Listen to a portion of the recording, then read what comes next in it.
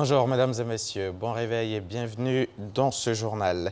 À l'invitation du chef de l'État, le président Alassane Ouattara, président en exercice de la conférence des chefs d'État et de gouvernement de l'UEMOA, l'Union économique et monétaire ouest-africaine, un sommet extraordinaire de l'UEMOA s'est tenu à Abidjan hier, lundi au Sofitel Hôtel Ivoire. Tous les chefs d'État de l'UEMOA ont pris part à ce sommet qui a refermé ses portes dans la soirée. Jérôme Kofi Abolin.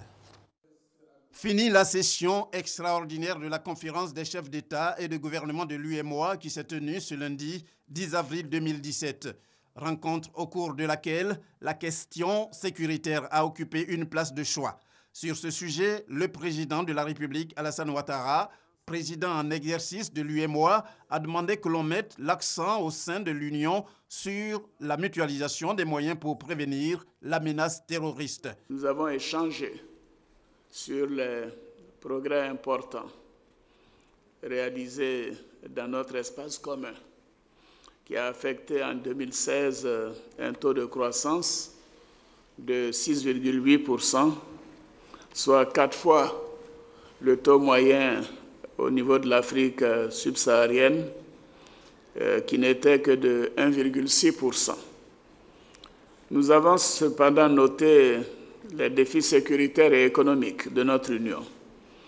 Et les chefs d'État, en conséquence, ont décidé de renforcer la coopération en vue de mutualiser les moyens pour lutter contre le terrorisme. Le chef de l'État ivoirien, se soumettant par la suite aux questions des journalistes, a rassuré sur la situation du franc CFA pour faire taire certaines rumeurs. Pour le président Alassane Ouattara, le franc CFA dans l'ensemble des pays membres de l'UEMOA se porte bien. À l'issue de nos entretiens au niveau des chefs d'État, nous avons constaté que notre monnaie se porte bien.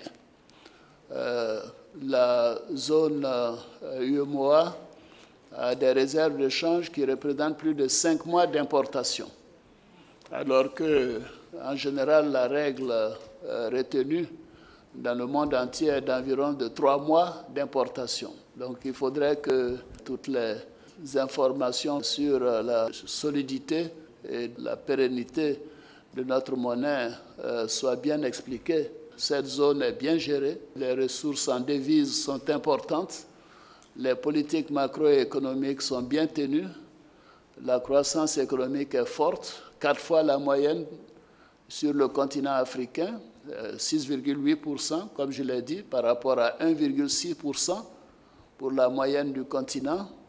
Le taux d'inflation est maîtrisé, moins de 2%. Les déficits budgétaires également.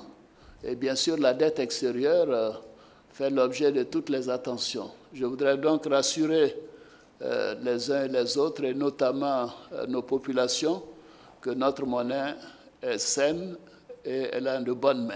Le communiqué final qui a sanctionné la fin des travaux a été lu par le président sortant de la commission de l'UEMOA, Cheikh Agibou Soumaré.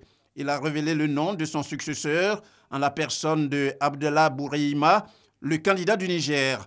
Le communiqué a fait également état de l'hommage rendu à la Côte d'Ivoire pour la réussite du référendum en vue de l'avènement de la Troisième République ivoirienne et les élections législatives.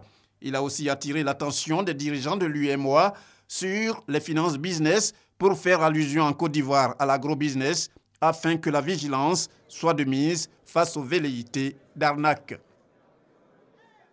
Le sommet extraordinaire de l'UEMOA s'est donc terminé, mais la Côte d'Ivoire demeure capitale de l'humanitaire cette semaine. Hier lundi s'est ouverte la 3e conférence panafricaine de la